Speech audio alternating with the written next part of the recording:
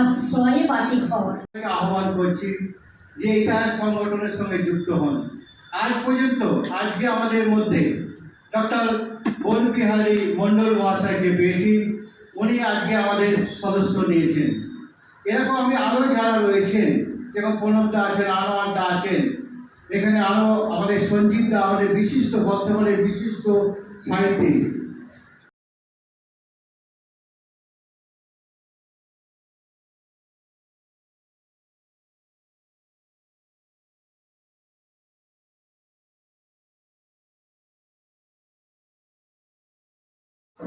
কবিতা আমার মায়ের নকশি কাঁথা, কবিতা আমার আশ্রয়ে বাতিঘর।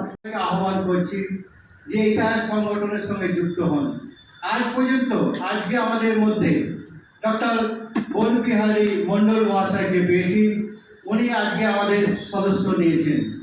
এরকম আমি আরও যারা রয়েছেন, যেমন প্রণবদা আছেন, আনোয়ারদা আছেন, এখানে আরও আমাদের সঞ্জীবদা, আমাদের বিশিষ্ট বর্তমানের বিশিষ্ট সাহিত্যিক।